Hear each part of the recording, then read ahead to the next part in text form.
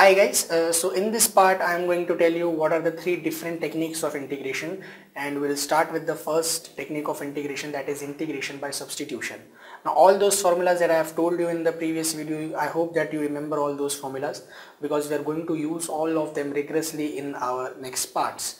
Now the important thing is that integration by substitution is the most important technique that we use. Each and everywhere you do substitution only. No matter the two more things that I am going to tell you, the two more methods, in those methods as well we are going to use integration by substitution. So remember, it's very important, and you may feel that whatever sir is telling is actually involves very huge thinking, but it's not. If you practice, then you will get the thinking as well. So let's begin. So let's start with techniques of integration. Now what happens here in techniques of integration is that now there are a lot of functions whose derivative is not a well-known function. Okay, so suppose that if I give you a function to integrate, we don't know its derivative, that what is its derivative, which function to differentiate in order to get the function inside integral. So what do we do is that there are various methods which are involved here, and those are called as techniques of integration. So basically there are three major techniques of integration, and all that we are doing is again just a manipulation of a somewhat different kind. You will see that yeah, it's viable, it's logical, but all those are just techniques. We are not going straight where we are going other way around. So let's see that what are those techniques of integration. The first technique is integration by substitution or by change of variable. This is the most important method.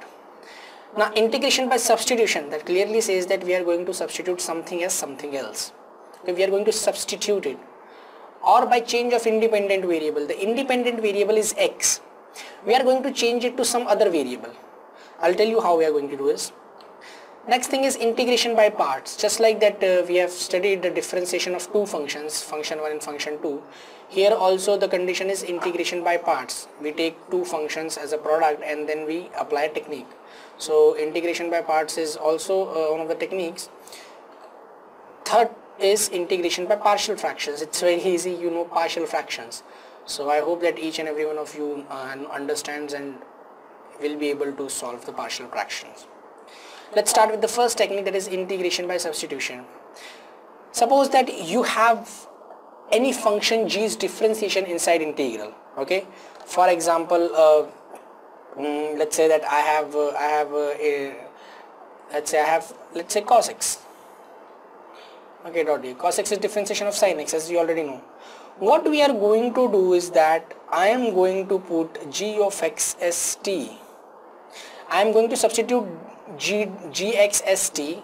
What will happen is that if I differentiate both sides, I am going to get g dash x is equals to dt. And if I am differentiating, then there has to be a dx here. Sorry, it's dt by dx, because I am differentiating with respect to x. That means dt becomes g dash x dot dx. If I do this if I substitute this here, g dash x as dt, that means my integral has now transformed from a variable x to t. Integration of dt is similarly t plus c. Integration of a constant is a variable, because differentiation of a variable is a constant, variable of first order. Now we need to do the back substitution.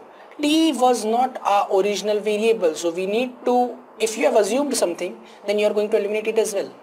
So if I have assumed a variable t, then I am going to eliminate by back substitution. So what was t? T was actually gx, so gx plus c, and that is in accordance with the differentiable rule as well. If gx differentiation is g dash, then g dash x integration will be gx. So that's how it works.